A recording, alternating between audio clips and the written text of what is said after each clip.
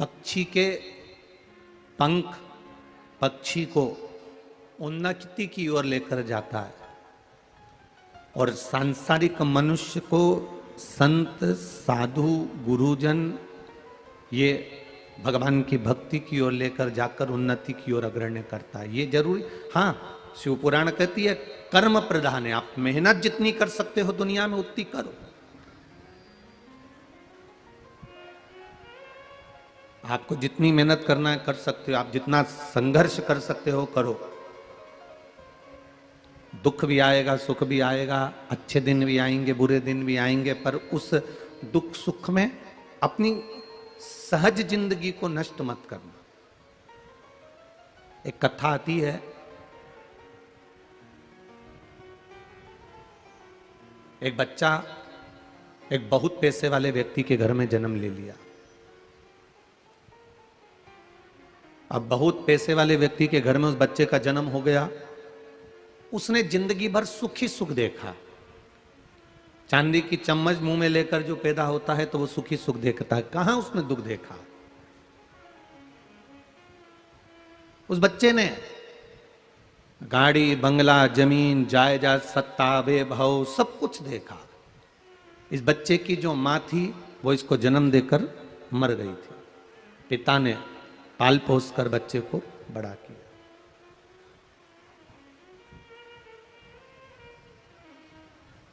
पिता अपने बच्चे को पाल पोस कर बड़ा कर रहा है।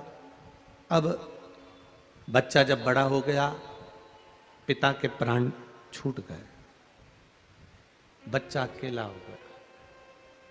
कभी उसने जिंदगी में कोई काम नहीं करा था, बैठकर केवल खाया था। आलसी जैसा उसका शरीर हो गया था, ना हिलता था ना जाता था ना आता था ना किसी से मिलता था। दिन भर पड़े रहना, खाना, एंजॉय करना, खूब अलमस्त जिंदगी जीना, दोस्तों के साथ घूमना फिरना, मोटरसाइकिल गाड़ी फोर व्हीलर उठाया, पार्टी करने होटल चले गए, एंजॉय करा, आ गए चले गए। बस ऐसी जिंदगी उस लड़के ने जी थी और आलसी की जिंदगी जिया, कभी कुछ नहीं किया उसने। पिता के जाने के बाद उसके परिवार वालों ने उसको धक्का देकर, क्योंकि जब माता और पिता दोनों चले जाते हैं, दो में से अगर एक है तो बच्चे के सिर पर यह समझ लेना कि स्वर्ग का ताज है। जब तक माता पिता उसके सिर पर हैं तब तक बच्चे के लिए स्वर्ग का ताज है। और जिस माता पिता के जाने के बाद बच्चा अकेला पड़ जाए, उसको चारों तरफ से लोग दबाना चालू कर देते हैं। उस बच्चे को दबाना प्रारंभ करा और सारी जायदाद अपनी कर कर उस बच्चे को धक्कर मारकर निकाल दिया। वो लड़का जो धक्के मारकर निकाला गया, वो घूमते घूमते घूमते घूमते जंगलों में यहाँ वहां रोडों पर भ्रमण करता करता करता करता भूख लगने लगी उसको, बहुत भूख। और जब उसको भूख लगने लगी, देखा कहीं से भोजन मांगा नहीं मिला, और भोजन मांगा नहीं मिला। बालक दौड़ते दौड़ते जाता जाता देखा क्या करूं। आगे देखा एक आम का बगीचा था, आम के बगीचे में से माली सो रहा था। इसने 2 आम तोड़ लिए, खा रहा था। माली के नेत्र खुल गए, डंडा लेकर पीछे भागा। वो बच्चा आगे आगे भागा, भागते भागते भागते भागते वो जंगल में पहुंच गया। घने जंगल में पहुंच गया, जिस जंगल में कोई जाए नहीं, ऐसे घने जंगल में पहुंच गया। पहुंचने के बाद घबरा रहा था, अब क्या होगा मेरा, कहाँ जाऊंगा मैं, क्या खाऊंगा मैं। इतने में उसने देखा कि यह कुत्ता, जिसके 2 पांव टूटे हुए थे, 2 पांव से वो चल रहा था।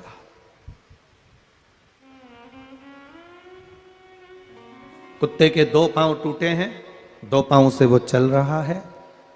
और उस व्यक्ति ने देखा कि बताओ, कुत्ता जंगल में 2 पांव से चल रहा है, परंतु इतने वीरान जंगल में जहां जीव जंतु रहते हैं, इतने बड़े जानवर रहते हैं, इस कुत्ते को खा जाएंगे, अभी तक जिंदा कैसे है। इतनी देर में उसने देखा कि कुत्ता 2 पांव से चल रहा था।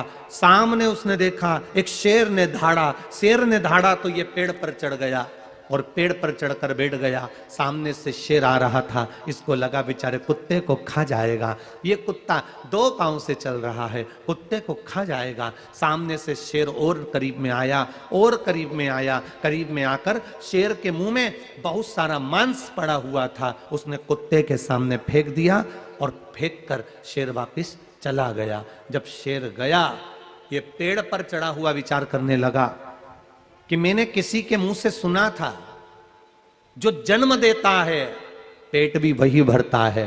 इस कुत्ते का पेट भरने के लिए शेर मांस का टुकड़ा ला कर दिया। अब यह भी परमात्मा को पुकारने लगा, पेड़ के ऊपर बैठ गया, अब मेरे को भगवान ला कर देगा, क्योंकि जन्म भगवान ने दिया है, भगवान भोजन देगा, भगवान ने जन्म दिया है। बैठ गया, सुबह से शाम हो गई, शाम से सुबह हो गई, दिन से रात, रात से दिन हो गया, पर इसको भोजन नहीं मिला। जब भोजन नहीं मिला तो ये बहुत गुस्से में चीख पड़ा। जैसे ही चीखा, पास में एक संत रहते थे, वो संत निकल कर आए और उन संत ने आकर कहा, भैया नीचे उतरो जरा। पेड़ पर से नीचे उतारा, क्या बात है, क्यों चीख रहे हो, क्यों चिल्ला रहे हो, भगवान से क्या दिक्कत है? उसने कहा, भगवान बड़ा गजब का है, जिसके पांव टूट गए 2, उसको जंगल में भी भोजन दे रहा है, और मैं उनका नाम ले रहा हूं और मुझे भोजन नहीं दे रहा। जिंदगी का सारा दुख परमात्मा ने मुझे दे दिया, मेरी माता मर गई, मेरे पिता मर गए, मैं अकेला रह गया, मेरे कुटुंब वालों ने मेरा धन छुड़ा लिया, मैं अकेला जंगल में पड़ा हूं, भगवान मेरा साथ क्यों नहीं देता, भगवान मुझे खाने को क्यों नहीं देता। इतने में संत उसको लेकर चले गए और संत ने अपने पास का भोजन निकालकर उसको भोजन करने को दिया।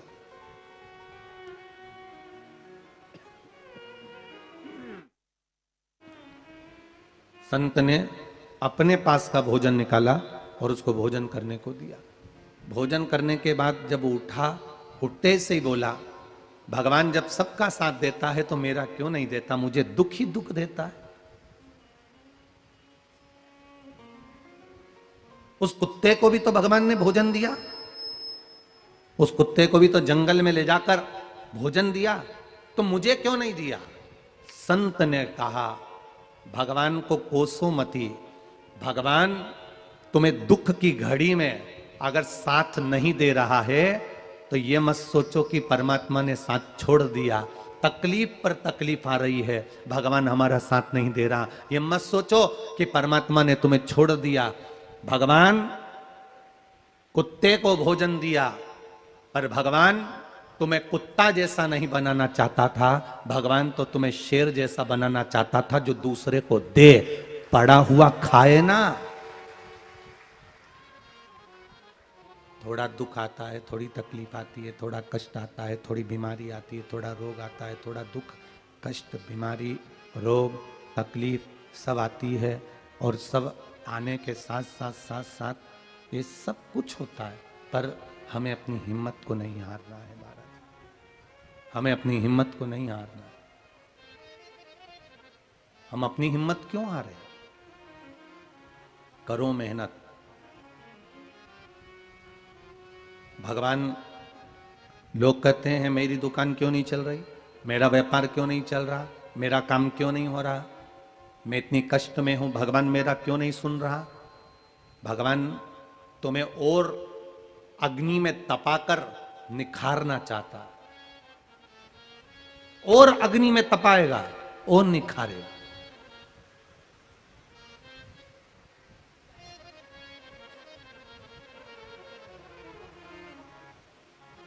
और अग्नि में तपाएगा और निखारेगा,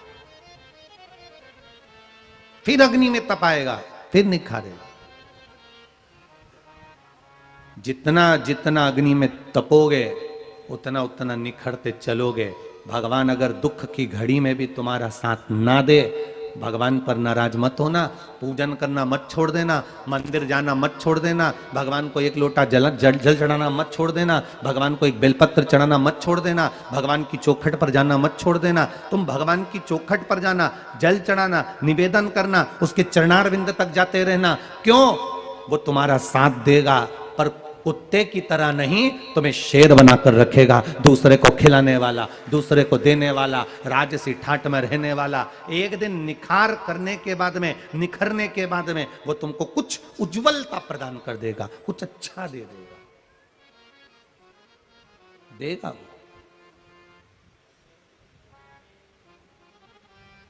वो सहज नहीं, उसको पहचानो। पक्षी के पंख पक्षी को उन्नति की ओर लेकर जाते हैं और संत के चरण उन्नति की ओर लेकर जाते हैं। आप करो। कोई कोई कहता है हमने एक दुकान करके देख ली, उसमें लाभ नहीं हुआ, हमने दूसरी दुकान करके देख ली, उसमें लाभ नहीं हुआ, हमने तीसरी दुकान कर कर देख ली, उसमें लाभ नहीं हुआ।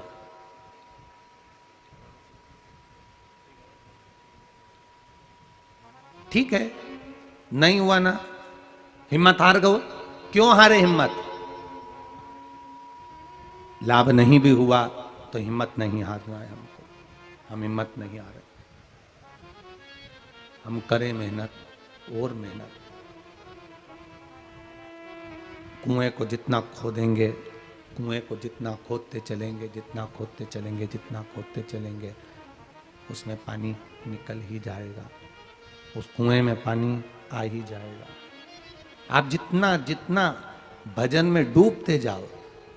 कल एक माता जी ने पत्र लिखा था, पत्र में रखा होगा वो, एक कोई बहन ने पत्र लिखा था कि मैं भगवान के भजन में यहीं वीरगंज की है वो, मैं भगवान के भजन में जाती हूँ, मैं भगवान के कीर्तन में जाती हूँ, मैं श्याम बाबा के कीर्तन में जाती हूँ, मैं दादी रानी सती के कीर्तन में जाती हूँ, मैं मंदिर जाती हूँ, मैं भगवान को लोटा भर के जल चढ़ाती हूँ, मैं किसी को भगवान की भक्ति करने की बोलती हूँ तो लोग मुझे पागल समझते हैं। जिसने पत्र लिखा था वो यहीं कहीं बैठी भी होगी, ऐसा नहीं कि नहीं बैठी होगी उसने, कि लोग मुझे ताना देते हैं, अपशब्द कहते हैं। और वीरगंज की रहने वाली है वो, उसका पत्र नीचे कल की कथा में था कि भजन करती हूं, लोग ताना देते हैं, लोग पागल समझते हैं। श्याम बाबा के कीर्तन में नाचती हूं, लोग पागल कहते हैं। दादी रानी सती के भजन में जाती हूं, लोग पागल कहते हैं। शंकर जी के मंदिर जाती हूं, लोग पागल कहते हैं। तो आपसे निवेदन है ना, अगर दुनिया के लोग तुम्हें पागल कहना चालू कर दें, भगवान के भजन में डूबे, संकीर्तन में डूबे, भक्ति में डूबे और लोग तुम्हें पागल कहें, तो समझ लेना भगवान के भजन में पागल प्रमोशन होता है और समझदारी डिमोशन होती है। आपको लोग अगर पागल कहें, लोग आपको अपशब्द कहें, लोग आपको ताने दें, लोग आपको गालियां दें, लोग आपको आड़ा टेढ़ा कहें, समझ लेना कि आपका प्रमोशन हो गया, आप उन्नति की सीढ़ी की ओर अग्रण्य हो गए, आप उन्नति की सीढ़ी की ओर बढ़ गए। पागलपंती प्रमोशन है, समझदारी डिमोशन है। भजन में लोगों ने मीराबाई को भई बांवरी, बांवरी मतलब पागल ही तो होता है। नामदेव जी को लोगों ने पागल कहा, संत तुकाराम जी को लोगों ने पागल कहा, संत एकनाथ जी को लोगों ने पागल कहा। ये प्रमोशन ही तो है, प्रमोशन।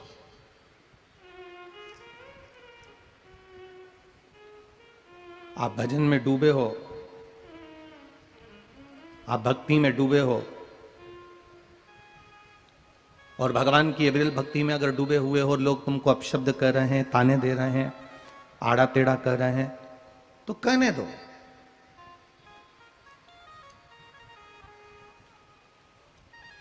जितना जितना कहेंगे उतना सुख का अनुभव होगा, उतना आनंद का अनुभव होगा।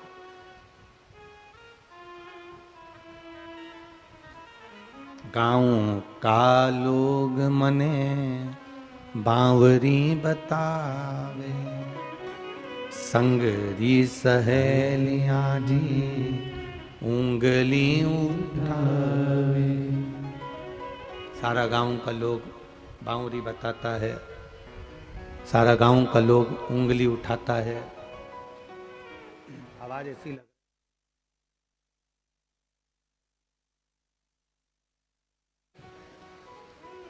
गांव का लोग मने बावरी बतावे, संगरी सहेलियां जी उंगली उठावे, हंसी उड़ावे सारी सारी दुनिया, मीरा बनी रे जोगन। लोग कहें अब शब्द कहने दो। मिथिला में रहने वाले, जनकपुरी में रहने वाले, इस नेपाल देश में रहने वाले श्री उदयनाचार्य जी,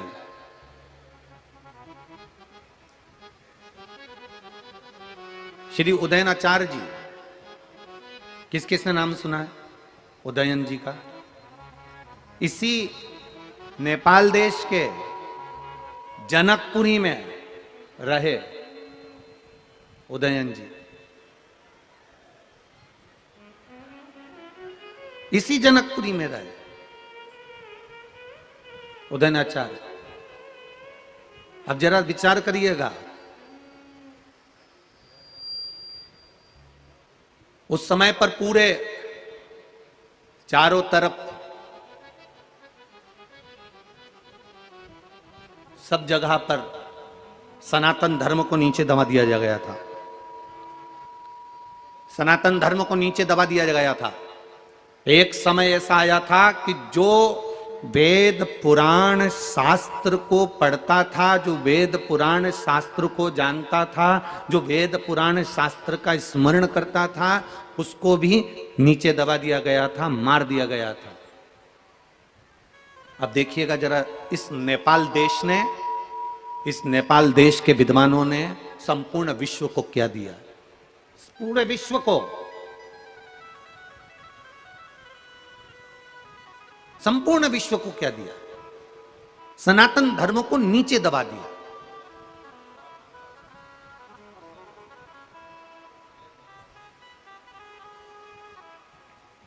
तब उदयन आचार्य जी ने बौद्ध भिक्षुकों से अपना शास्त्रार्थ किया, और शास्त्रार्थ करते करते सनातन धर्म को उछालकर फिर सामने प्रकट किया। लोगों ने उदयन जी को अपशब्द कहे, क्योंकि उन्होंने तर्क शास्त्र का निर्माण कर दिया। उदयन जी को लोग अपशब्द कहते थे, ताने देते थे, कहां लगे हुए हो, वेदों में लिखा क्या होता है, शास्त्रों में लिखा क्या होता है? उदयन जी ने कहा, मैं वेदों में लिखा हुआ भी होता बता सकता हूं, शास्त्रों में लिखा हुआ भी होता बता सकता हूं। कोई मानने कोई तैयार नहीं था, लोग उनको अपशब्द कह देते थे। पर उदयन जी बड़ी मस्ती में जिंदगी जीते थे, बड़ी मस्ती में।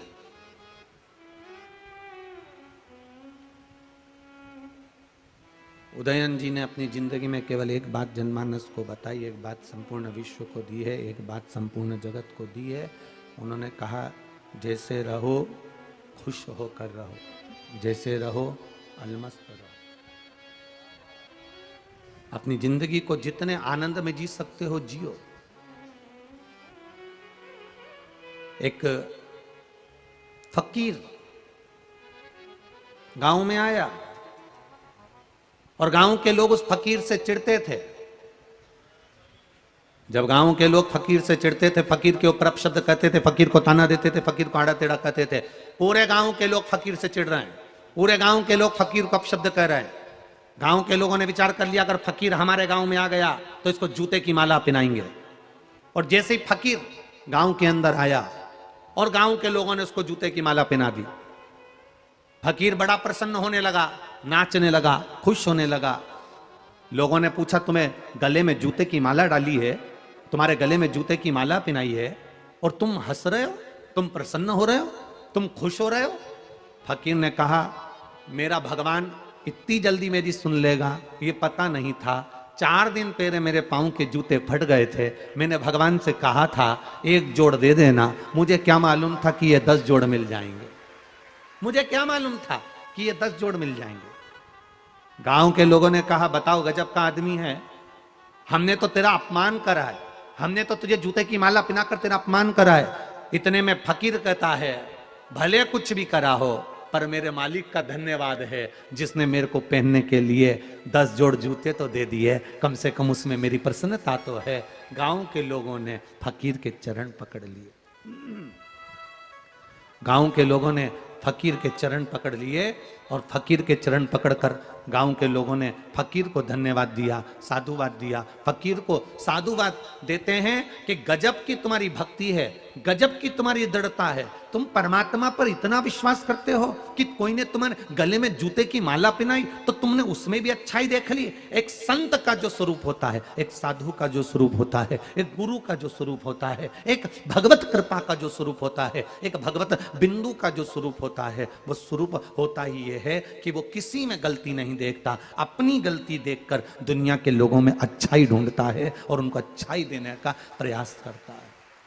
अच्छा ढूंढेगा, अच्छा ढूंढकर अच्छा देने का प्रयास करेगा, अच्छा ढूंढकर अच्छा देता है।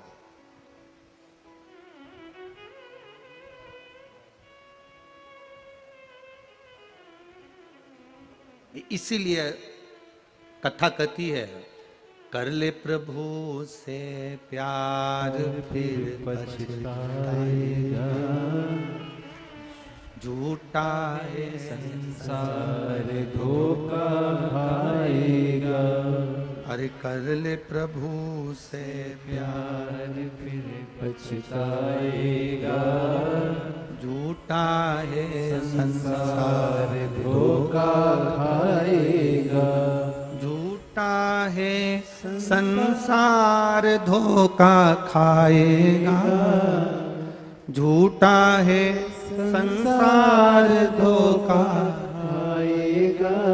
कर ले प्रभु से प्यार फिर पछताएगा, झूठा है संसार धोखा खाएगा। भगवान से प्रीत, भगवान से स्नेह, भगवान से लगन हमें सुख का अनुभव करा देती है, आनंद का अनुभव करा देती है। ढूंढो, दुनिया के लोग आप में बुराई ढूंढेंगे, आप दुनिया के लोगों में अच्छाई ढूंढिएगा।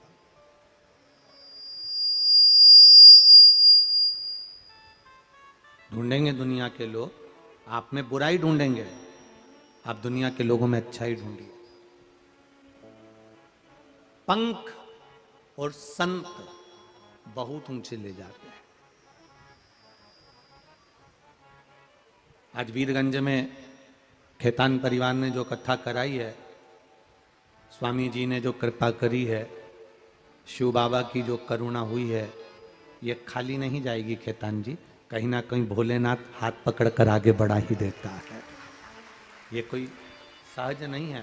संत और पंख, पक्षी के पंख पक्षी को आगे ले जाते हैं और संत के चरण, गुरुजन के चरण, भगवत जन के चरण, ये व्यक्ति को बहुत आगे की ओर ले जाते हैं।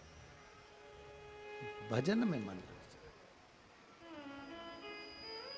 एक बात ध्यान रखिएगा, दुख की घड़ी में जब तकलीफें ज्यादा आ जाएं, कष्ट ज्यादा हो जाए, बहुत बहुत दुख की घड़ी चल रही हो, बहुत कष्ट का समय चल रहा, उस समय पर दुनिया के लोग तुमको डोलाएंगे, हमारे साथ वहां चल, वहां ऐसा चमत्कार होता है कि तुरंत तू ठीक हो जाएगा, हमारे साथ वहां चल, ऐसी एक डोरा बनवा के दूंगी, सब काम हो जाएगा, हमारे साथ वहां चल, मैं ऐसी भभूति दूंगी, सब काम हो जाएगा। कोई कहेगा हमारे साथ वहां चल, एक नारियल दे देंगे, वहां से तेरा काम हो जाएगा, तो हमारे साथ चल, वहां से तुझे ये दे देंगे, वहां से काम हो जाएगा। जब दुख की घड़ी आती है तब व्यक्ति डोलता है, बड़ा कष्ट होता है उसको, वो डोल रहा होता, डोल रहा है। और दुख की घड़ी में जब वो डोल रहा होता है तब उसके विचार अलग अलग जाते हैं।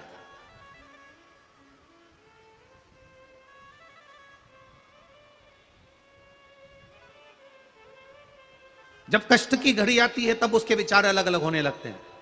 हमारे साथ वहां चलो, वहां ऐसा चमत्कार हो रहा है, हमारे साथ वहां चलो, वहां से हमें बेल मिल जाएगी, हमारे साथ वहां चलो, वहां से भभूति मिल जाएगी, हमारे साथ वहां चलो, वहां से ये मिल जाएगा, हमारे साथ वहां चलो।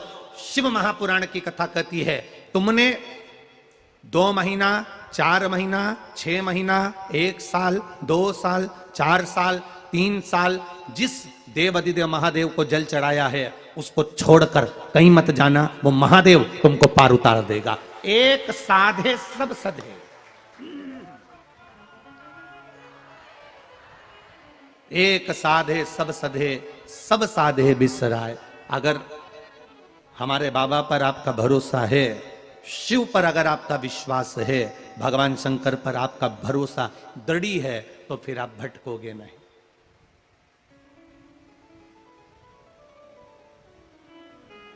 फिर आप भटकोगे नहीं।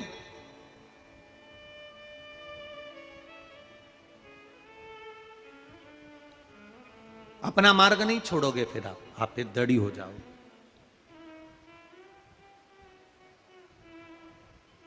भटकना छूट जाएगा। डोलता वही है, ऐसा नहीं, ये मन 2 हैं। भोजन करने बैठोगे तो 2 मन हो जाएंगे तुम्हारे, कपड़े पहनोगे तो 2 मन हो जाएंगे तुम्हारे, जा रहे हो तो 2 मन हो जाएंगे तुम्हारे। प्रत्येक मनुष्य के 2 मन होते हैं, अलग अलग मन से वो काम करता है। भोजन करने बैठे 2 मन हो गए, पहला कोरा तोड़ा, मन 2 हो रहा है, दाल से खाऊं कि सब्जी से खाऊं, भिंडी की सब्जी से खाऊं कि पालक से खाऊं, मन 2। अचार से खाऊं कि खीर खाऊं, मन 2। कपड़े पहन रहे थे तो मन 2 हो गए। अलमारी खोलते से ही सोच के बैठी थी, आज पीले कलर की साड़ी पहनूंगी, लाल कलर की साड़ी पहनूंगी, और पीले कलर की साड़ी भी 4 तरह की रखी थी। जैसी अलमारी खोली फिर मन 2 हो गए, ये पहनूं कि नीचे वाली कि ऊपर वाली, मन फिर 2 हो गए। भोजन कर रहे हो, मन 2 हो गए। कपड़े पहन रहे हो, मन 2 हो गए। जा रहे थे कथा सुनने के लिए, फिर मन 2 हो गए। रिक्शा करूं कि साइकिल रिक्शा करूं, फिर मन 2 हो गए। इस वाले रास्ते से जाऊं कि पीछे वाले रास्ते से जाऊं, मन 2 हो। खाने बैठे मन 2 हो गए, कपड़े पहने मन 2 हो गए, दर्शन के लिए गए तो मन 2 हो गए। कभी कभी 2 मंदिर पास पास में होते हैं, इधर महादेव का मंदिर है, इधर हनुमान जी का मंदिर है, 2 मन वहां पर भी हो गए। अगर मैं शंकर जी के मंदिर जाऊंगी और हनुमान जी के नहीं गई तो हनुमान जी को बुरा लग जाएगा, मन 2। फिर मन, और उसी हनुमान जी के मंदिर में सामने राम जी बैठे हैं। अगर मैं हनुमान जी के मंदिर में गई और राम जी के मंदिर में नहीं गई तो बुरा लग, मन 2। मन 2 है, विचलित होते हैं। आप थोड़े दिन भगवान शंकर की पूजन करोगे, थोड़े दिन शिव जी पे जल चढ़ाओगे, थोड़े दिन भगवान शंकर का गुणगान करोगे, थोड़े दिन शंकर जी को जल चढ़ाओगे, बेलपत्र चढ़ाओगे, शंकर जी का गुणगान करोगे, शिव महापुराण में चित्त लगाओगे, भगवान की भक्ति में चित्त लगाओगे। जैसे ही जिंदगी में थोड़ा सा मोड़ आएगा, मोड़ आते से कोई तुम्हारे पास में आएगा, चल हमारे साथ, हम वहां लेकर चलते हैं, चल हमारे साथ वो बाबा के पास चलते हैं, चल हमारे साथ वो जोगी सन्यासी के पास चलते हैं, चल हमारे पास, हम उसके पास चलते हैं। पर शिव पुराण सुनने वाला, शंकर का भजन करने वाला, शिव तत्व को जानने वाला, श्री शिवाय नमस्तुभ्यम कहने वाला, शंकर को 1 लोटा जल चढ़ाने वाला, दुख की घड़ी में भी डोलता नहीं है। उसको मालूम है दुख उसने दिया है तो संवार भी वही देगा। हम अंत तक उसके होकर चले, अंतिम बिंदु तक हम उसके होके चले।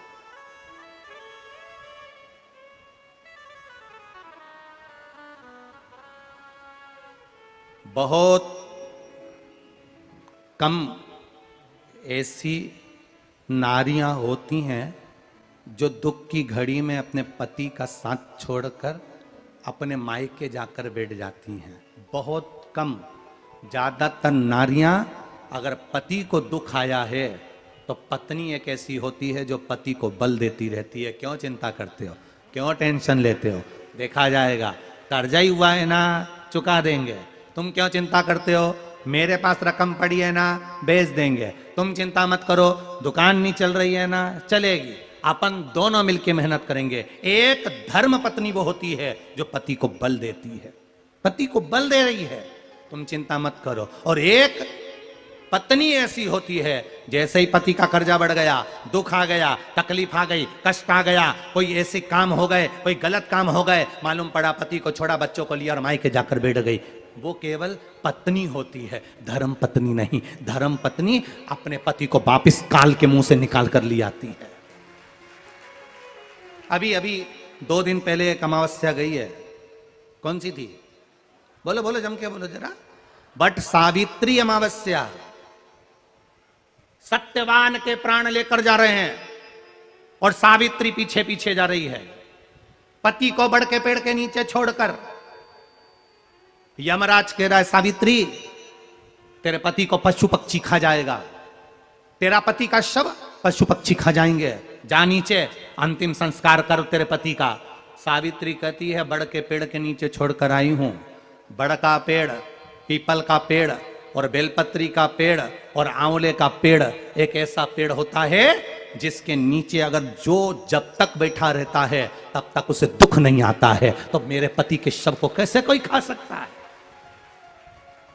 एक बट वृक्ष, एक पीपल का वृक्ष, एक बेलपत्री का वृक्ष, एक आंवले का वृक्ष, इन वृक्ष के नीचे जब तक उन वृक्ष की छांव में जो बैठा है, उस वृक्ष की छांव के अंदर जो बैठा है, उसको दुख भी आया है ना, तो बाद में आएगा जब वो वृक्ष की छांव से हट जाएगा।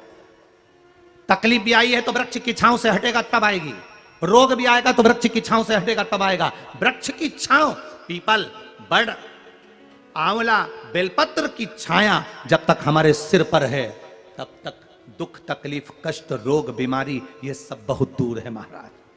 क्यों कहते हैं रोज आपसे कि बेलपत्री के पेड़ के नीचे चले जाया करो हफ्ते में एक बार, हफ्ते में एक बार बेलपत्री के वृक्ष के नीचे जाया करो।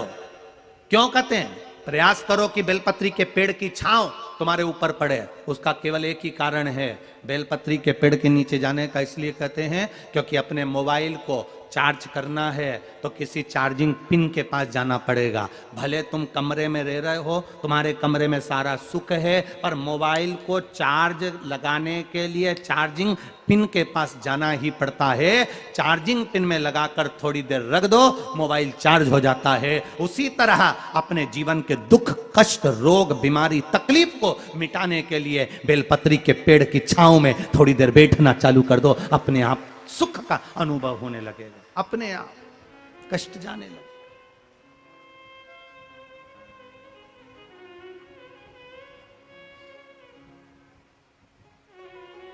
हम उसके भजन में जाएं, हम उसके स्मरण में जाएं।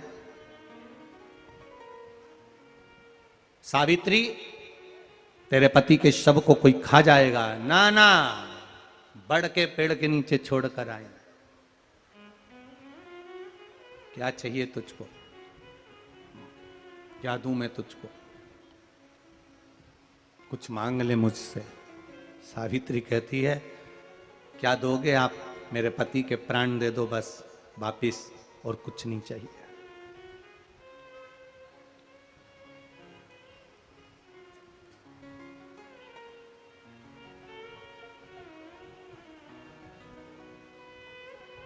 बट सावित्री की अमावस्या के दिन किसी एक माता ने सीहोर आश्रम पर एक मैसेज भेजा और उस मैसेज में लिखकर भेजा कि गुरुजी से पूछना, हम भी तो पति की इतना मानते हैं, पति का सम्मान करते हैं, पति को आदर देते हैं, तो हम भी सावित्री की गिनती में आते कि नहीं आते हैं?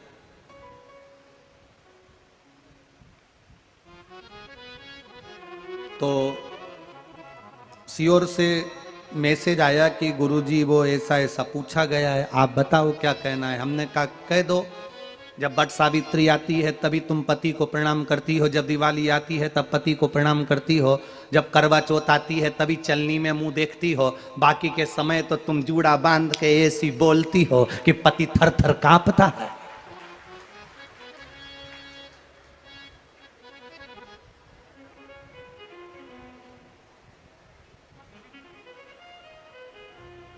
केवल एक करवा चौथ का दिन ऐसा होता है कि चलनी में पति का मुंह देखती हो, तुम चलनी में पति का मुंह देखती हो और पति तुम्हारे गले में जो मंगल सूत्र टंगा है उसको देखता है, क्योंकि उसको मालूम है 6 महीने से पीछे पकड़ कर बैठी थी, मेरा पहला करवा चौथ का व्रत आ रहा है, मंगल सूत्र दिला देना।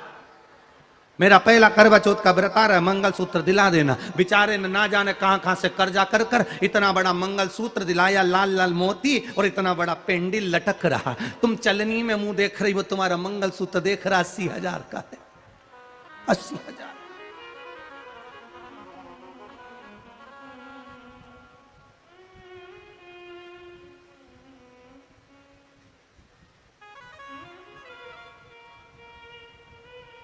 सोलह श्रृंगार में नारी के हाथ की चूड़ी का कलर अलग हो सकता है, चूड़ी की डिजाइन अलग हो सकती है, चूड़ी अलग हो सकती है, चूड़ी महंगी सस्ती हो सकती है, मंगलसूत्र की कीमत ऊंची नीची हो सकती है, पांव की बिछुड़ी की कीमत ऊंची नीची हो सकती है, कान के कुंडल की कीमत ऊंची नीची हो सकती है। तुम्हारे शरीर पर जितने जितने 16 श्रृंगार हैं उसकी कीमत ऊंची नीची हो सकती है। केवल मंगलसूत्र की डिजाइन बदल सकती है, नाक की लौंग की डिजाइन बदल सकती है, कान के बुंदे की डिजाइन बदल सकती है, हाथ की चूड़ी की डिजाइन बदल सकती है, पांव की पायल की डिजाइन बदल सकती है। केवल नारी के 16 श्रृंगार में एक श्रृंगार ऐसा है जिसकी कीमत जो पहले थी वही कीमत आज तक है और उसकी डिजाइन आज तक नहीं बदली। वो मांग का सिंदूर है, एक जैसी डिजाइन है और एक जैसी कीमत है।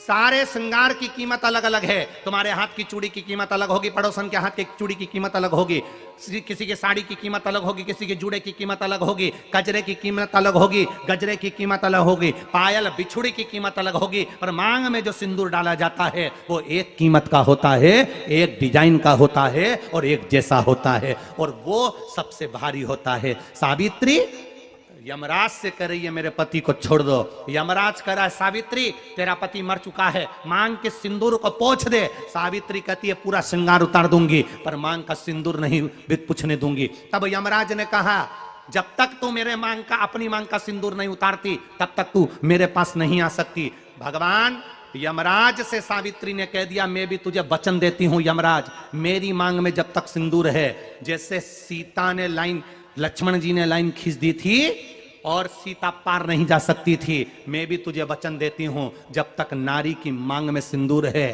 तब तक तू उसके पति को उसके सामने लेकर नहीं जा सकता। यह भी मैं तुझे कह देती हूं। यमराज भैंसे पर सवार होकर सत्यवान को लेकर जा रहा था, सावित्री से वचन पर वचन चल रहे थे।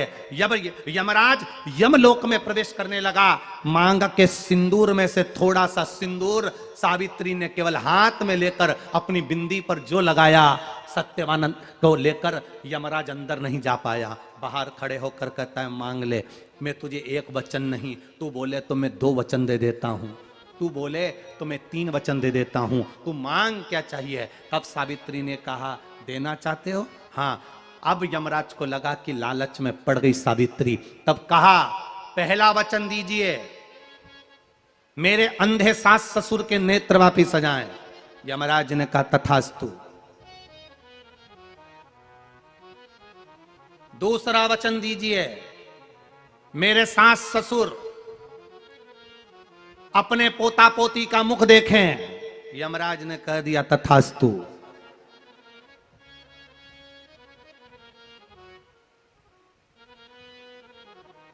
जाओ। यमराज जाने लगे, फिर आग जलने लगी। कहने लगे अब मैं अंदर क्यों नहीं जा पा रहा हूं।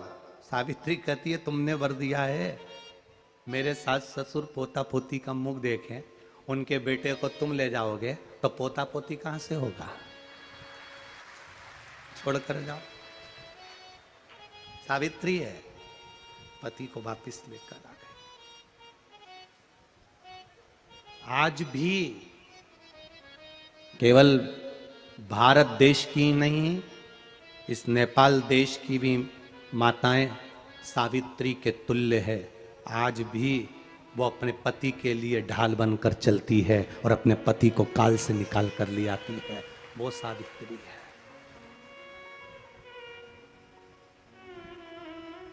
कलकत्ता में वो कैंसर के जो पेशेंट थे उनका जो चरित्र उस पत्र में पढ़ा। हम जब वापिस होटल गए, वहाँ जहाँ ठहरे तो बड़ा आशीष से हमने कहा कि बड़ा विचित्र बात है, बड़ा विचित्र।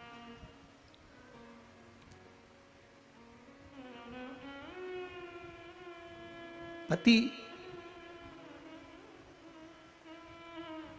को कष्ट है और पत्नी शिव जी पे एक लोटा जल चढ़ाकर अपने पति के प्राण मांग रही है। हमने कहा आशीष, आज भी सावित्री जिंदा है जो अपने पति के लिए ढाल बनकर खड़ी रहती है। आज भी सावित्री जिंदा।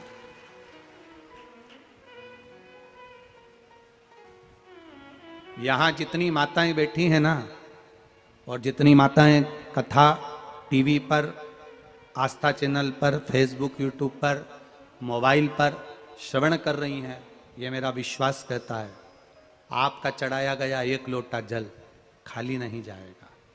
आज चढ़ाओगे, तुम्हारी दुख की घड़ी में वो जल तुम्हारे सामने खड़ा होगा, तुम्हारे जीवन के दुख को मिटाने के, दुख को मिटाने के। आप अविरल भक्ति में लगे हो तो वो खाली कैसे जा सकता? कैसे? आपका किया गया भजन, आपका किया गया मंत्र जाप, आपका किया गया नाम जाप, आपका किया गया स्मरण कभी खाली नहीं जा सकता। बस इतना याद रखिए, स्वस्थ रहते हो आप तो ढेर सारा धन कमा लेते हो। बोलो सही है कि गलत है? जम के बोलो जरा। स्वास्थ्य अच्छा रहता है तो ढेर सारा धन कमा लेते हो, पर जितना धन तुमने ढेर सारा कमाया है उससे अच्छा स्वास्थ्य वापिस नहीं कमा पाओगे। स्वस्थ रहते रहते धन पर ज्यादा ध्यान ना देते हुए अपने जीवन पर भी ध्यान देना। जवानी पूरी अगर कमाने में निकल गई तो जिंदगी का फिर कहाँ सुख। बुढ़ापा आ गया, दांत दुख रहे हैं, आंखों से दिख नहीं रहा, कानों से सुनाई नहीं दे रहा, पाँव से चला नहीं जा रहा, हाथ थर थर काँप रहे। कई लोग ऐसे भी होंगे वीरगंज में जिनका मन हो रहा होगा कि कथा पंडाल में जाकर सुनूं, पर शरीर में इतना कष्ट है कि कैसे पंडाल में जाऊं। इसलिए शिव महापुराण की कथा कहती है जब तक तुम्हारा शरीर चले तब तक कथा सुनो, जब तक तुम्हारा शरीर चले तब तक तीर्थ करो, और जब तक तुम्हारे घर में चले तब तक दोनों हाथों से दान करो, पुण्य करो, सत्कर्म करो, कथा करो, स्मरण करो। तुम्हारे घर में चले तब तक दान कर लेना, तुम्हारे घर में चले तब तक पुण्य कर लेना, तुम्हारे घर में चले तब तक कथा, शिव पुराण आदि सत्संग, भजन, कीर्तन सब करा लेना। जिस दिन तुम्हारे घर में चलना बंद हो जाएगी, दूसरों की चलना प्रारंभ हो जाएगी, उस दिन तुम शिव पुराण नहीं करवा पाओगे, उस दिन तुम 1 रुपया दान नहीं कर पाओगे, तुम उस दिन कुछ भी एक प्यासे को पानी नहीं पिला पाओगे। तुम्हारा मन कर रहा है भूखे को भोजन कराना है, और तुमने बहू से कहा मेरे को 5 किलो आटे की पूड़ी बना दे, आधा किलो आटे की पूड़ी बना दे, मैं कथा में जा रही हूं, वहां पर लोगों को बांटूंगी, तू आधा किलो आटे की पूड़ी बना दे। बहू कहेगी मेरे पास टाइम नहीं है। क्या सब लुटाने के लिए पड़ा है? तुम्हारा बेटा इसलिए कमा रहा है कि लुटाओ। तुम्हारी जब तक सत्ता चले, तुम्हारा जब तक भाग्य चले और तुम्हारा हाथ पैर चले तब तक कथा में जाओ, तीर्थ जाओ, और तुम्हारी चले जब तक दान पुण्य सब करो। बाद का कोई भरोसा नहीं। साथ नहीं देता ये शरीर, साथ नहीं देती ये श्वास, कब छूट जाए इसका क्या भरोसा।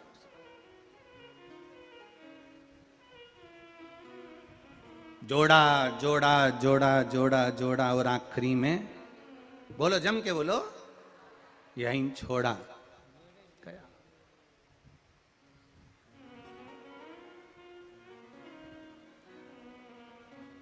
तुम्हारी चल रही है जब तक। मैं बहुत खेतान जी, बहुत बहुत साधुवाद है आपको, बहुत बहुत साधुवाद, और आपके बच्चों को भी, आपके पूरे परिवार को भी साधुवाद है।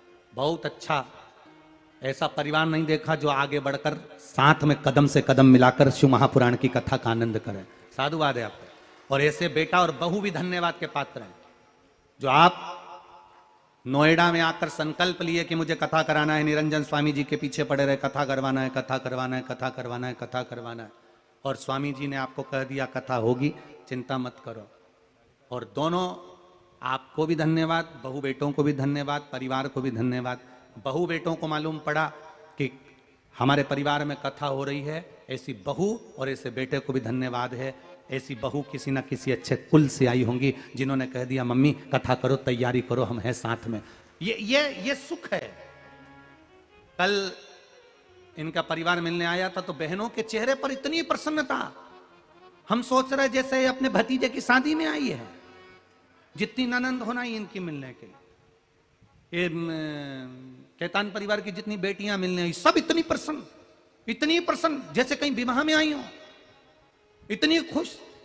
बस यही प्रसन्नता आपके जीवन में होना चाहिए। जब अपने मायके में, अपने ससुराल में जब कोई अच्छा काम हो, तुम्हारे चेहरे की स्माइल बढ़ जाना चाहिए कि हमारा जीवन सार्थक हो गया। हमारे दादा परदादा, मायके के भी ससुराल के भी, हमारी 71 पीढ़ी में जो चले गए होंगे वो भी खुश हो रहे होंगे कि हमारी पीढ़ी में आज शिव महापुराण की कथा हो रही है जिसने संपूर्ण जीवन को तार दिया है, संपूर्ण। और आप जितने लोग सुन रहे हो ना, बड़े खुश रहा करो, बड़े प्रसन्न रहा करो। कथा में मुसद्दी लाल जैसे मत बैठा करो मुंह उतार के, प्रसन्न स्माइल के साथ खुश रहकर। भगवान ने कितनी कृपा करी साहब, कितनी दया करी। कहां सीहोर भारत में भोपाल के पास, और कहां नेपाल वीरगंज। वो तो तुम सबने एक एक लोटा पानी ज्यादा चढ़ा दिया होगा शंकर भगवान को, इसलिए उन्होंने वीरगंज में यहां बुला लिया।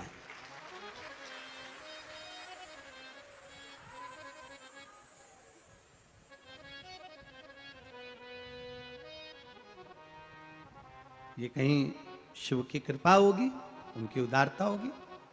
कर लो सत्कर्म, शरीर चले तब तक कथा में जाओ, शरीर चले तब तक अपना द्वार छोड़कर, क्या छोड़कर?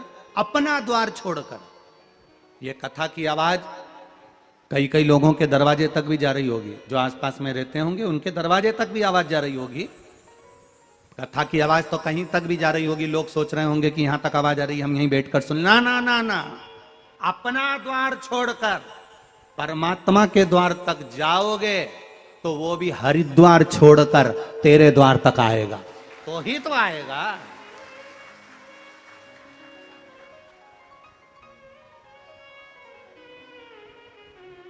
अपना द्वार को छोड़ो। भगवान कृष्ण ने भी रुक्मणी जी से कहा दिया था, ब्राह्मण देवता रुक्मणी जी से जाकर कह दो तू श्रृंगार करके गोरा जी के मंदिर आजा, मैं तुझे लेने आ जाऊंगा। भगवान ने रुक्मणी जी से ये नहीं किया था कि तैयार होकर छत पे खड़ी हो जाना, मैं तुझे लेने आ जाऊंगा। जगदम्बा के मंदिर तक आ, गौरा जी के मंदिर तक आ, मैं तुझे लेने आऊंगा, ये भगवान कह रहे हैं। आप भी कथा के पंडाल तक जाओ, भगवान की अविरल भक्ति तक जाओ, भगवान के भजन तक जाओ, आएगा आएगा। अंत समय प्रभु आना पड़ेगा, वचन दिया तो निभाना पड़ेगा। आए ना आए प्रभु हुकुम कबीरा, अंत समय प्रभु आना पड़ेगा, वचन दिया तो निभाना पड़ेगा। ओ अंत समय प्रभु आना पड़ेगा, वचन दिया तो निभाना पड़ेगा। अंत समय वो आएगा और कर जाए। बस तुम्हारी अविरल भक्ति, तुम्हारी दृढ़ता, तुम्हारा विश्वास।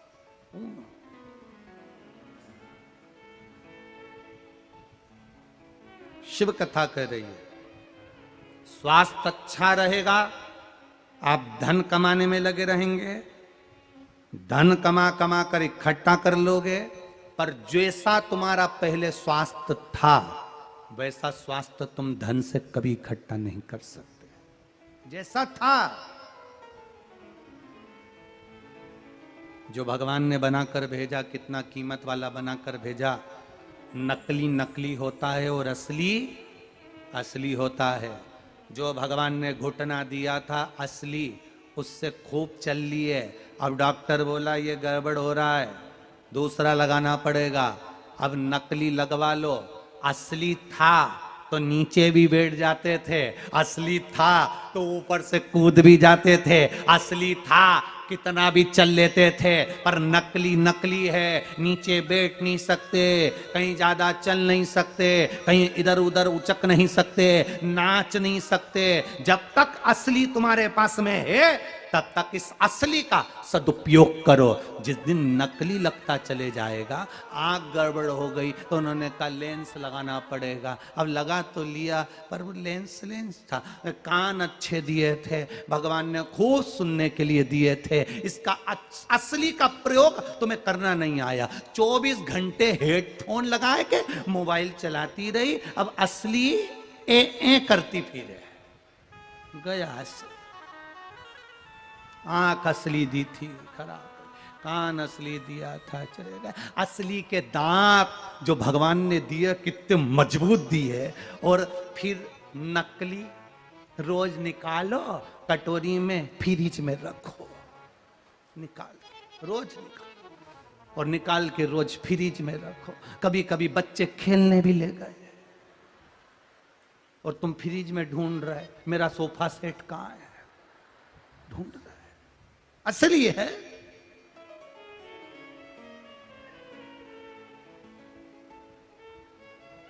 असली के बाल असली के होते हैं, नकली नकली होते हैं।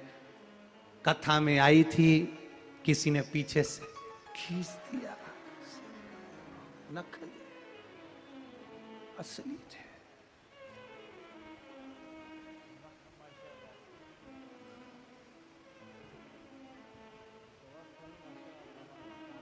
अभी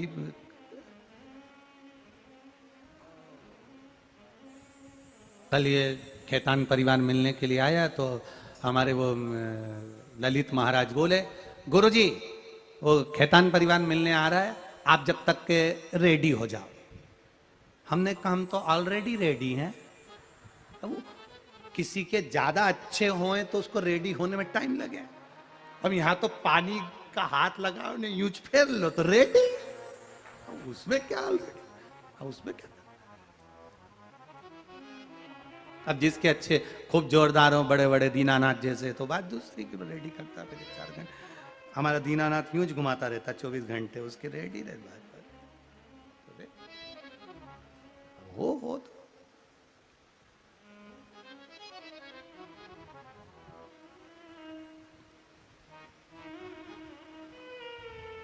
महाराज सब उसी का है, उसका दिया।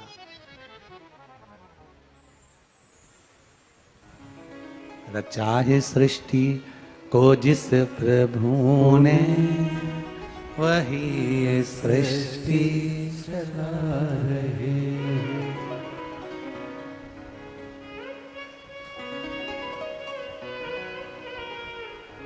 जो पेड़ हमने लगाया पहले, उसी का फल अब हम पा रहे हैं। रचा है सृष्टि को जिस प्रभु ने, सृष्टि चला रहे हैं। रचा है सृष्टि को जिस प्रभु ने, वही ये सृष्टि चला रहे हैं। पेड़ हमने लगाया पहले, जो पेड़ हमने लगाया पहले, उसी का फल हम अब पा रहे हैं।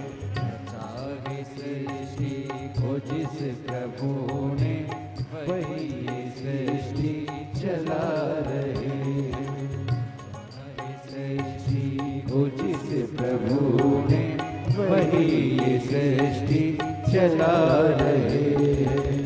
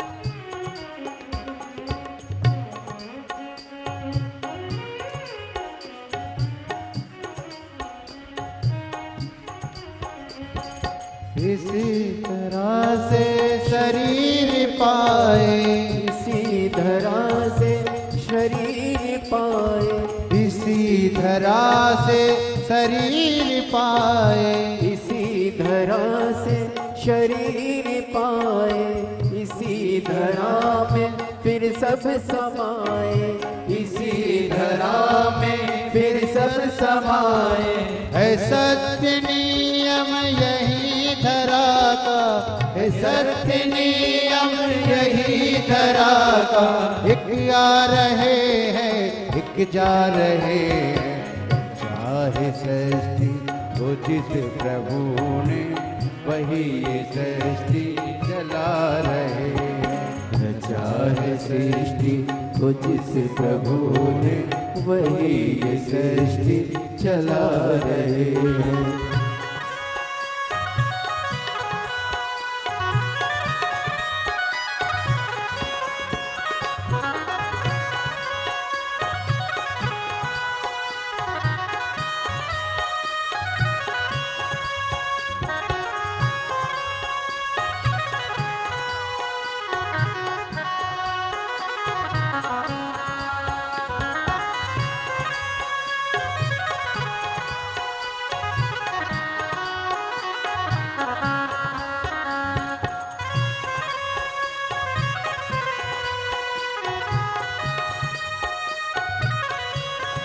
जय हो।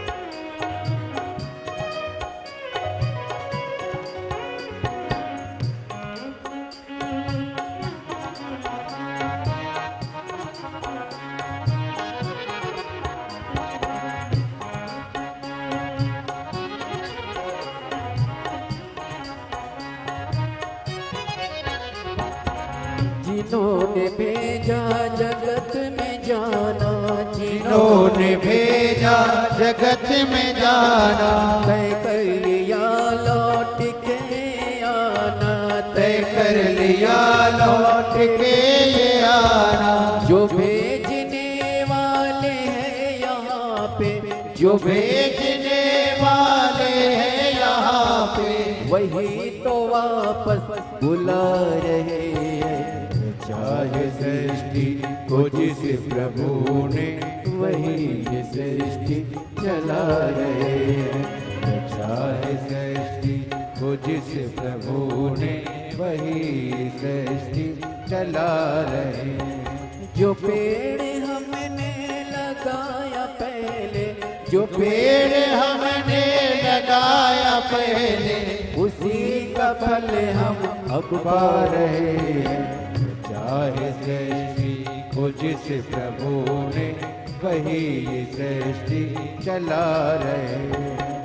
चाहे सृष्टि को जिस प्रभु ने वही सृष्टि चला रहे हैं।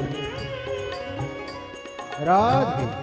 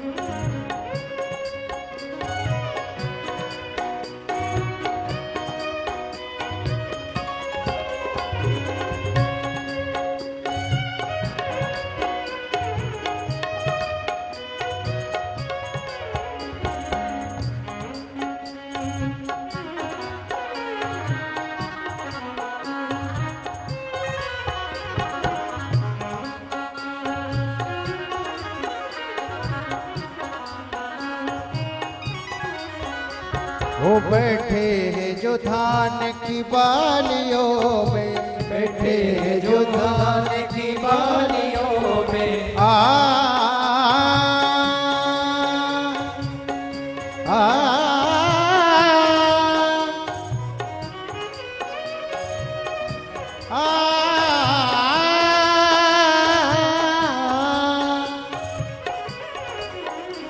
हो बैठे जो धान की बालियों में, बैठे जो धान की बालियों में समाए मेहंदी की लालियों में, समाए मेहंदी की लालियों में हर डाल हर पत्ते में समा कर, हर डाल हर पत्ते में समा बोले रंग बिरंगे हिला रहे हैं, सच्चा है सृष्टि को जिस प्रभु ने वही सृष्टि चला रहे हैं, सच्चा है सृष्टि को जिस प्रभु ने वही सृष्टि चला रहे हैं। जो पेड़ हमने लगाया पहले, जो पेड़ हमने लगाया पहले उसी का फल हम पा रहे हैं, सारी सृष्टि को जिस प्रभु ने वही ये सृष्टि चला रहे हैं।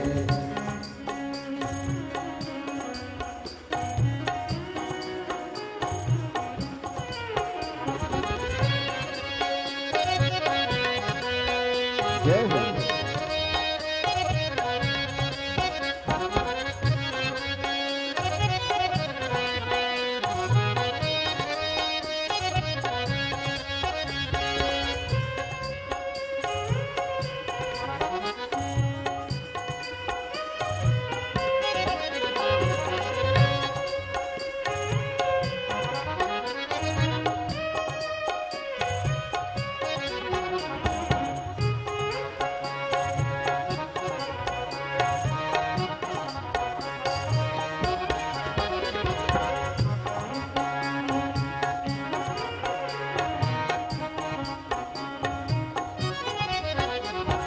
इसी धरा से शरीर पाए, इसी धरा से शरीर पाए, इसी धरा से शरीर पाए, इसी धरा से शरीर पाए, इसी धरा में फिर सब समाए, इसी धरा में फिर सब समाए, इसी धरा में फिर सब समाए, इसी धरा में फिर सब समाए। है सत्य नियम यही धरा का, है सत्य नियम यही धरा का, एक आ रहे हैं एक जा रहे हैं, चाहे सृष्टि को जिस प्रभु ने वही सृष्टि चला रहे हैं, चाहे सृष्टि को जिस प्रभु ने वही सृष्टि चला रहे हैं। जो पेड़ हमने लगाया पहले, जो पेड़ हमने लगाया पहले उसी का फल हम अब पा रहे हैं, चाहे सृष्टि को जिस प्रभु ने वही सृष्टि चला रहे हैं। रचा है सृष्टि को जिस प्रभु ने वही ये सृष्टि चला रहे हैं, रचा है सृष्टि को जिस प्रभु ने वही ये सृष्टि चला रहे हैं, वही ये सृष्टि चला रहे हैं, वही ये सृष्टि चला रहे हैं। हार हार अपने स्थान पर बैठकर भगवान देवादिदेव महादेव से अपने हृदय की बात बाबा देवादिदेव महादेव से दिल से कहें। जहां जगह मिले वहां बैठो और बाबा से अपने मन की बात भाव के साथ में कहिए, हृदय से कहिए।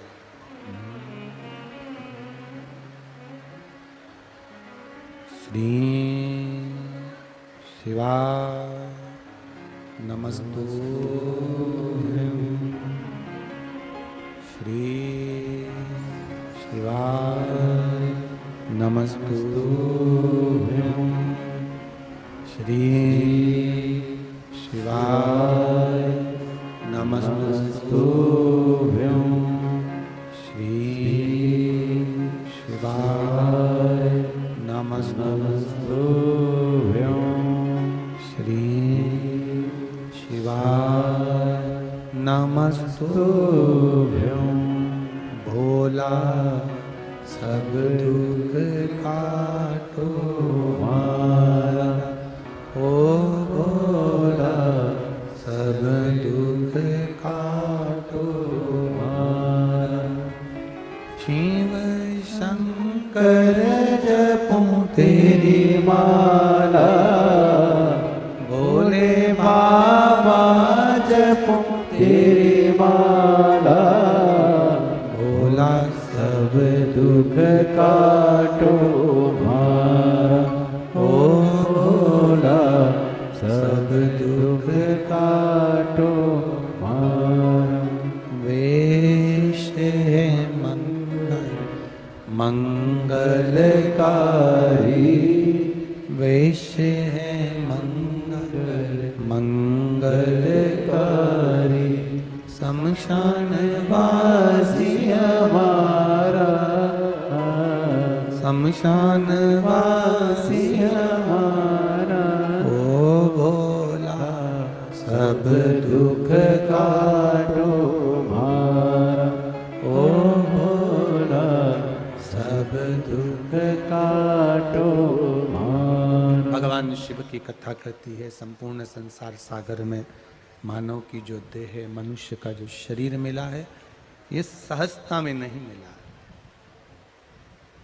अविरल भक्ति को प्राप्त करना सहज नहीं है। शिव कथा कह रही है। तारकासुर, गजासुर, जितने जितने असुर हुए, जितने जितने राक्षस हुए, इनका शिवजी से कोई बेर नहीं था। इनका देवाधिदेव महादेव से कोई बेर नहीं है। इनका तो केवल अगर बेर है तो भगवान नारायण से, इंद्र की सत्ता से, इंद्र के वैभव से, इनसे इनका बेर। पर महादेव से कोई बेर नहीं है। फिर निवेदन करें शिव महापुराण के माध्यम से, शंकर भगवान का भजन करने वाला, भगवान शिव की भक्ति करने वाला, भगवान शंकर का गुणगान करने वाला या शिव जी की भक्ति में डूबने वाले का किसी से बेर नहीं होता।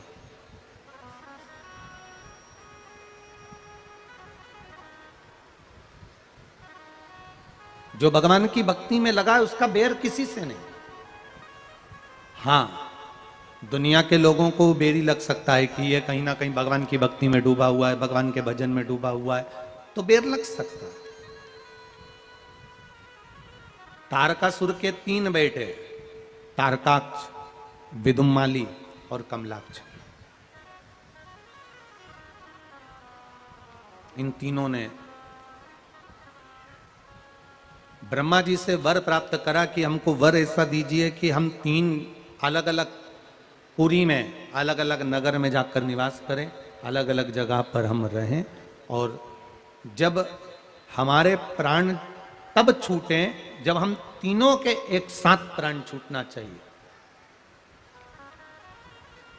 अगर प्राण छूटे भी तो हम तीनों के एक साथ छूटे। ठीक है, ब्रह्मा जी ने तथास्तु कह दिया। तारकासुर भगवान की भक्ति में डूबने वाला था, शिव जी का भजन करने वाला था, पर इंद्र सत्ता का आधिपत्य उसके पास था।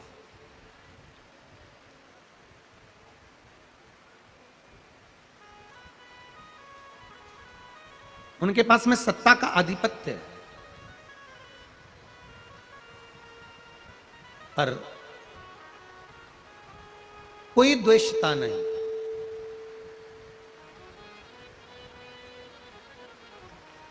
कार्यकर्ताओं से एक निवेदन है, थोड़ा सा पानी तेज है तो माताओं से भी निवेदन है, जिन जिन को जहां जहां जगह मिल जाए कोई गीला ना हो, इसलिए थोड़ा थोड़ा सा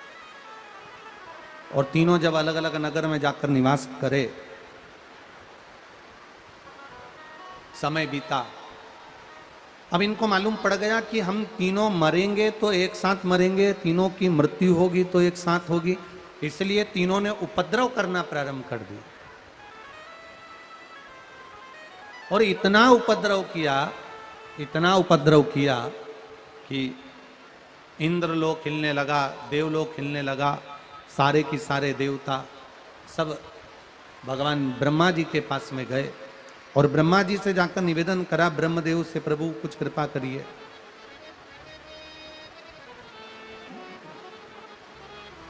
कुछ करुणा करिए। ब्रह्मा जी ने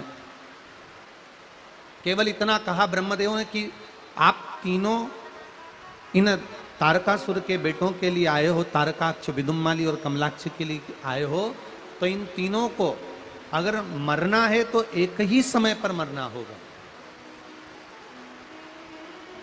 एक ही समय।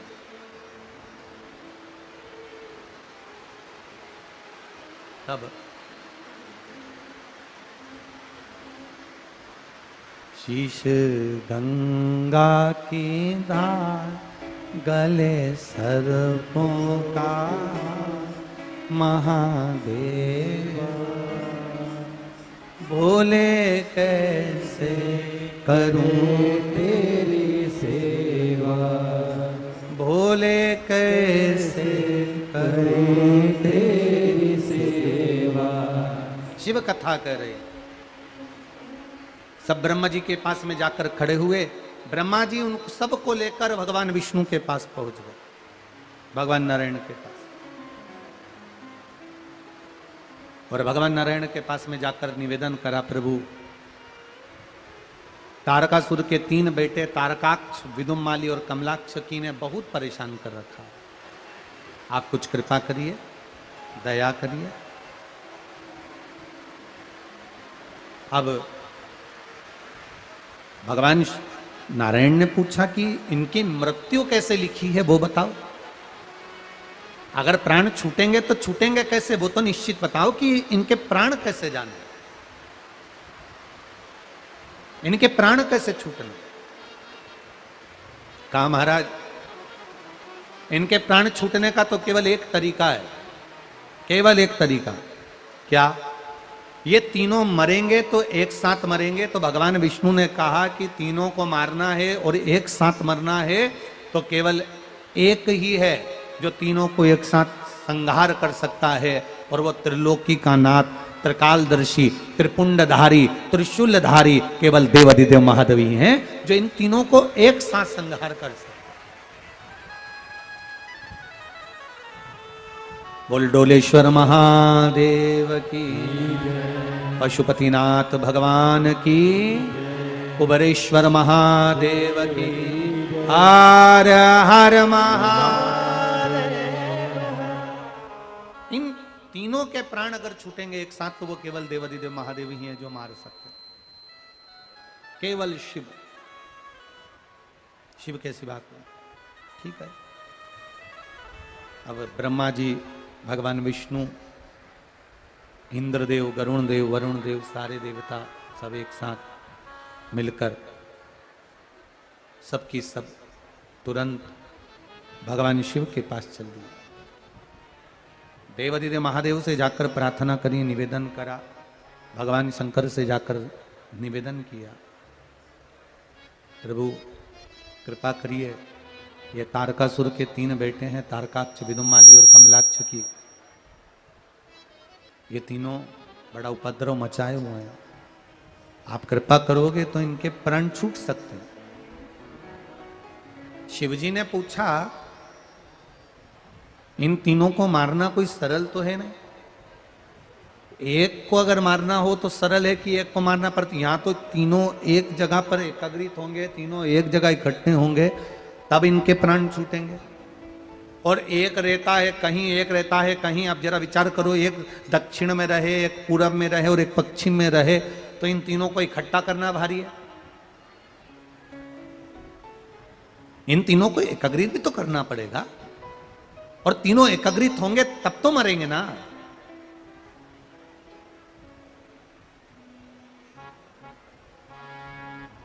इन तीनों को एकत्रित करना ही कठिन है। तो क्या करा जाए? इन तीनों को एकत्रित करिए। भगवान शंकर ने कहा एक काम करो, 33 कौटि देवता सारे के सारे पशु बन जाओ, मैं तुम्हारा पति बनता हूं। पति का मतलब होता है भरण पोषण करने वाला, पति का मतलब होता है संभालने वाला, पति का मतलब होता है तुम्हें साधने वाला, पति का मतलब होता है तुम्हारी रक्षा करने वाला।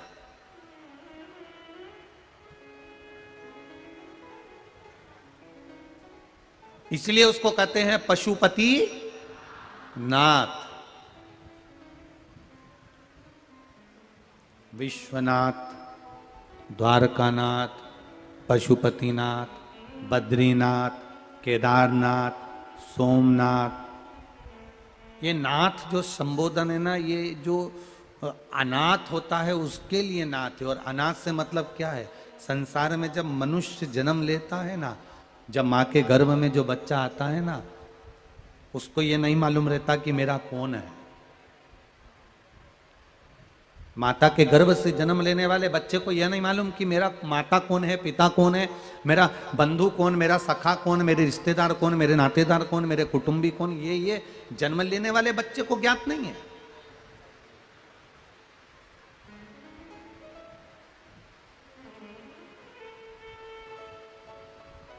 जन्म लेने वाले बच्चे को भगवान शिव, माता के गर्भ में जब बच्चा जन्म लेता है तब भगवान शंकर जाकर स्वयं कहते हैं तुझे चिंता करने की जरूरत नहीं है, तू जहां जन्म लेगा वहां तू अनाथ नहीं रहेगा, तेरे साथ स्वयं विश्वनाथ रहेगा। जब तक तू है पृथ्वी पर तेरे साथ विश्वनाथ है।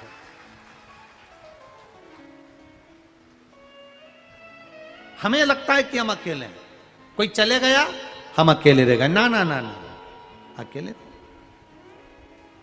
एक नीम के पेड़ पर बहुत सारे कौवे बैठे थे।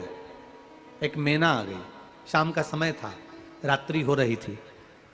नीम का पेड़, बहुत सारे कौवे न केवल अपने जीवन को कृतार्थ में करा, अपितु समूचे जन समुदाय को, समस्त विश्व के कल्याण हेतु यह सुंदर कथा का आयोजन रखकर निश्चित ही पुण्य का कार्य आपने करा है। जब तक देवाधिदेव महादेव की कृपा जीव पर ना हो तब तक इस पृथ्वी पर, इस सृष्टि में, इस दुनिया में, इस संसार में कोई भी कार्य संभव नहीं हो सकता। ये हम सभी को मान लेना चाहिए, ये हम सभी को जान लेना चाहिए। क्योंकि जिस तरह हवा हमें दिखाई नहीं देती, लेकिन जब वो तेज चलती है तो बड़े बड़े पेड़ को जड़ से उखाड़कर फेंक देती है, ठीक उसी प्रकार भोले बाबा की कृपा हमें दिखाई नहीं देती, लेकिन जब हमें पूर्ण विश्वास होता है और पूर्ण विश्वास हो जाता है तो बड़े से बड़े कार्य पल भर में पूर्ण हो जाते हैं। क्योंकि श्वास श्वास में बाबा भोलेनाथ विराजमान हैं, बस हमें दिखाई नहीं देते। हम केवल उनका स्मरण करें, जप करें तो निश्चित ही वो हर पल हर क्षण हमारा साथ देते हैं। हम सभी उनकी शरणागत में हैं, हम सभी उनके मंदिर जाते रहें, देवालय जाते रहें, एक लोटा जल चढ़ाते रहें। पूज्य गुरुदेव ने बड़ा ही सुंदर और सरल तरीका हम सभी को बताया है। एक लोटा जल सारी समस्याओं का हल। एक लोटा जल लेकर हम पास के मंदिर जाएं, देवालय जाएं, भगवान का जल अभिषेक करें तो निश्चित ही सारी समस्याओं का निदान निकलेगा, सारी समस्याएं का हल निकलेगा।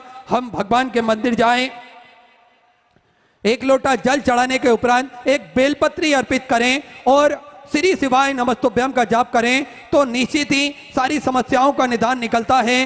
बाबा की कृपा ऐसी है कि ओगड़दानी है मेरे कुबेर भंडारी, मेरा राजाधिराज महाकाल राजा।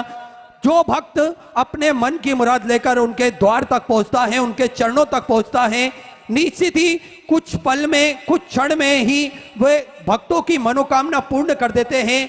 ऐसे दयालु हैं, उनका नाम भोले हैं, वो भोले भंडारी हैं, भक्तों को सब कुछ प्रदान करने वाले हैं, ओगड़दानी हैं मेरे दातार। क्योंकि निरंतर हम सभी उनकी कथा श्रवण करते हैं और कथा में हम सुनते हैं कि बाबा किस प्रकार से चाहे देव हो, असुर हो, दानव हो, कोई भी हो, मनुष्य हो, सभी को वरदान दे देते हैं बिन सोच के। जो भक्त उनकी शरण में जाता है बिना सोचे वे सबकी झोली भर देते हैं और हम सभी उनकी शरण में जाते रहें, उनका नाम जप स्मरण करते रहें। इससे बड़ा सौभाग्य हमारे जीवन में नहीं हो सकता, क्योंकि तरस जाता है मेरा दिल आपकी एक झलक देखने को, मेरे राजाधिराज महाकाल राजा। तरस जाता है दिल मेरा आपकी एक झलक देखने को। खुश नसीब हैं वो लोग जो रोज तेरा दीदार किया करते हैं। जो भी भक्त उनका दीदार रोज करता है, जो भी मंदिर जाता है, वे निश्चित ही बहुत ही खुश नसीब हैं वो लोग जो मंदिर प्रतिदिन जाते हैं और बाबा के सामने रूबरू होते हैं, उनसे अपने मन की बात कहते हैं, उनका दर्शन करते हैं, उनका दीदार करते हैं। क्योंकि गजब तुम भोले बाबा, गजब तुम्हारी सरकार। महादेव के चरणों में जब से शीश को झुकाया है, दर तेरा इंसाफ का हमने बस यही पाया है, दर आपका इंसाफ का है।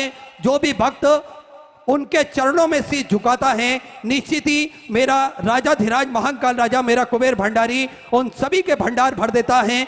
ऐसा उगरदानी, सभी पर कृपा करने वाला, सभी को साथ रखने वाला। क्योंकि महादेव सा दयालु स्वामी भला कौन कहलावे, सुनते ही दीन की दीन पुकार, दया निधि आप उभरन थाबे, पहुंचे तहां अबिलम सुदा रुन मृत्यु को मर्व विदारे भगावे, बड़ भागी नर नारी सोई जो महादेव को नित्य ध्यावे। जो भी महादेव को नित्य ध्याता है वो बड़ भागी हैं। उनका भाग्य की सराहना तो स्वयं ब्रह्मा जी भी नहीं कर सकते। इतना पुण्यवान वो व्यक्ति होते हैं जो महादेव की आराधना करते हैं, महादेव को एक लोटा जल चढ़ाते हैं और श्री शिवाय नमस्तुभ्यम का जाप करते रहते हैं। वे उनसे बड़ भागी सौभाग्यशाली व्यक्ति और कोई नहीं हो सकता। और हम सभी इस मनुष्य जन्म में उनका दर्शन कर सकें, उनका नाम जप स्मरण कर सकें, उनको याद कर सकें, तो निश्चित ही हमारा मनुष्य जन्म तो इस जन्म तो ये सुधरेगा ही, आने वाला जो हमारा जन्म होगा वो भी निश्चित रूप से सुधरेगा। हमारे जो अगले पिछले कर्म होंगे वो भी निश्चित रूप से सुधरते हैं। क्योंकि मृत्यु अकाल है, रूप विकराल है, पर हमारे भी साथ खड़ा स्वयं कालों का काल महाकाल है। बाबा महाकाल हम सभी के साथ में खड़े हुए हैं। हम सभी को ना ही घबराने की चिंता है, ना ही किसी भी प्रकार की कोई चिंता है और ना ही हमें किसी भी प्रकार का कोई टेंशन लेना है। क्योंकि कालों के काल महाकाल हम सभी के साथ में खड़े हुए हैं। उनकी आराधना हम करें, उनकी कथा हम श्रवण करें और श्री शिवाय नमस्तुभ्यम का जाप निरंतर हम पालते रहें। हम निरंतर श्री शिवाय नमस्तुभ्यम का जाप करते रहें और निरंतर हम सभी भगवान के चरणों में जाते रहें, तो बाबा की कृपा होना निश्चित रूप से आप मान के चलें। निश्चित रूप से आपके सारे कार्य होंगे बाबा की कृपा से। आप सभी को ज्ञात है सिद्धपुर नगरी सीहोर की पावन धरा पर विशाल कुबेरेश्वर धाम की स्थापना होने जा रही है। ये एक ऐसा धाम बनने जा रहा है जो 12 ज्योतिर्लिंग के मध्य में केंद्र में स्थापित होगा। बाबा की अभी मूर्ति की स्थापना नहीं हुई है, पर उनकी कृपा और करुणा कुबेरेश्वर धाम पे प्रतिदिन बरसती रहती है। आप सभी को ज्ञात है कोरोना काल महामारी के चलते हुए हम सभी प्रतिदिन वहीं से कथा श्रवण करते थे और प्रतिदिन अपने जीवन को कृतार्थ करते थे। आस्था चैनल के माध्यम से सिद्धपीठ कुबेरेश्वर धाम पर स्थापित हो चुकी है। क्योंकि ऐसा कहा जाता है एक बार किसी भी स्थान पर किसी भी जगह शिव महापुराण की कथा हो जाती है, वे जगह वे स्थान शुद्ध हो जाता है और निर्मल हृदय से सभी के हृदय में भगवान भोलेनाथ विराजमान हो जाते हैं। साथ में उस जगह पर भगवान की अटूट कृपा बरसने लगती है। ऐसी जगह यहाँ पर प्रतिदिन भगवान का भजन होता है, कीर्तन होता है, जप होता है, स्मरण होता है। जो भी भक्त वहाँ पर आता है 108 बार श्री शिवाय नमस्तुभ्यम का जाप करता ही है। तो ऐसी सिद्ध जगह पे हम सभी प्रतिदिन बाबा की आराधना करते हैं और प्रतिदिन वहीं से कथा श्रवण करते थे।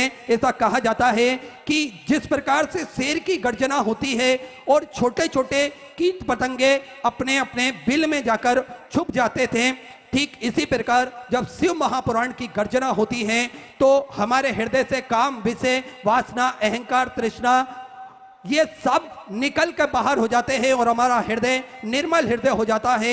ऐसा बाबा का धाम जो कि निर्माणाधीन है, पर बाबा की कृपा अभी से सभी भक्तों पर बरसती है। कंकर संकर की वो भूमि, कंकर संकर की वो धरा प्रतिदिन भगवान का नाम जप स्मरण वहां पर चलता है भक्तों द्वारा, प्रतिदिन अनुष्ठान वहां पर भक्तों द्वारा किए जाते हैं। ऐसी बाबा की धरा जिसका निर्माण कार्य चल रहा है। एक गौशाला पहले से बनकर तैयार है जो कि सुचारू रूप से चलती है, आप सभी भक्तों को ज्ञात है। सेकंड फेज में एक गौशाला का निर्माण और चालू करा है, जिसका निर्माण कार्य चालू कर दिया है। पूज्य गुरुदेव ने अपने कर कमलों से जिसका भूमि पूजन करा है।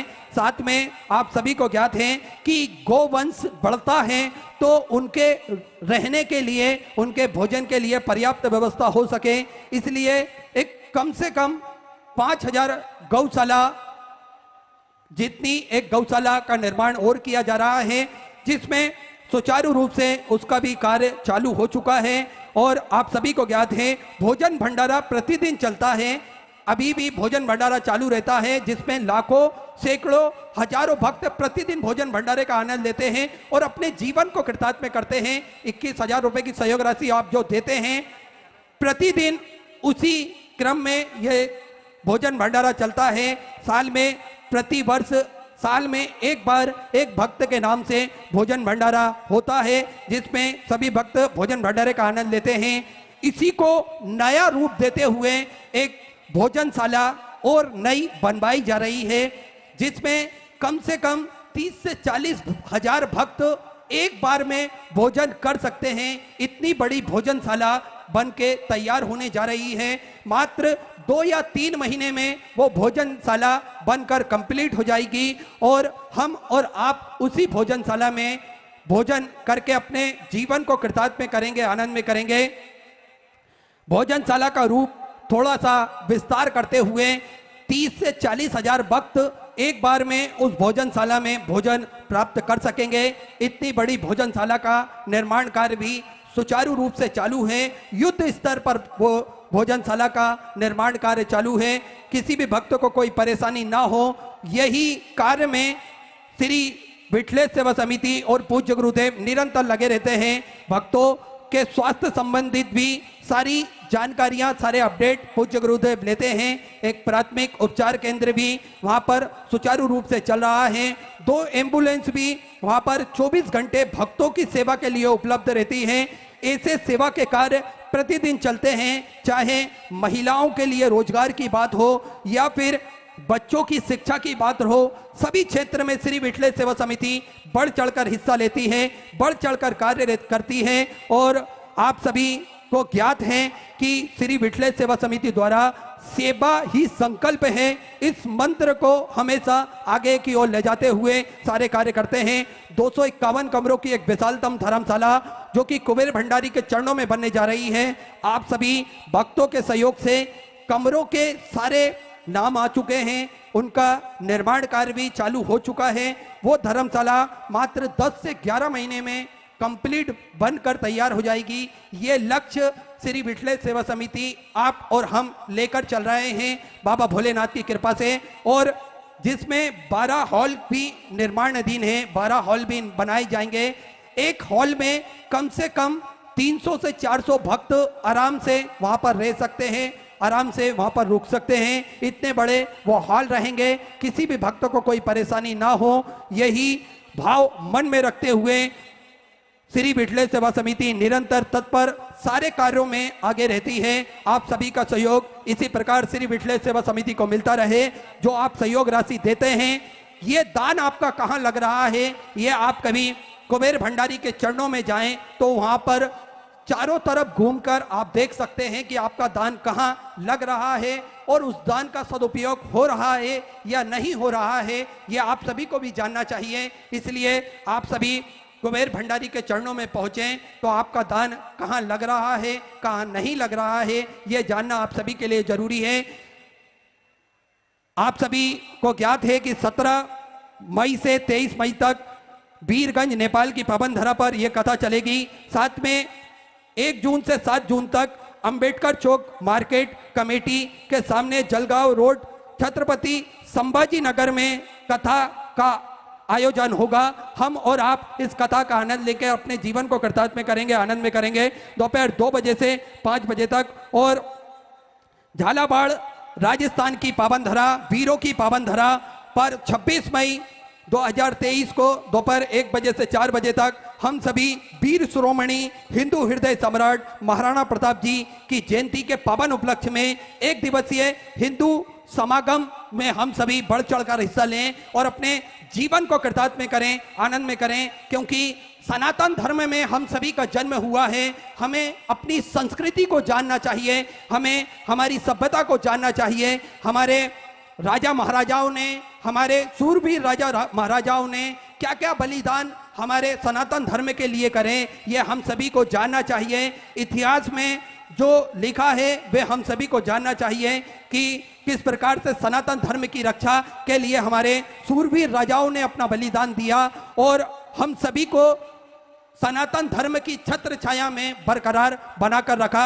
ये गाथा हम सभी 26 मई को श्रवण करेंगे दोपहर 1 बजे से 4 बजे तक झालावाड़ की पावन धरा राजस्थान से। आप जो भी भक्त मेरी आवाज सुन रहे हो, मेरा उनसे निवेदन रहेगा अधिक से अधिक संख्या में पहुंचकर हिंदू समागम में पहुंचकर अपनी उपस्थिति दर्ज कराएं और निरंतर आप सभी को ज्ञात है सेवा के कार्य श्री विठल सेवा समिति के सानिध्य में चलते हैं।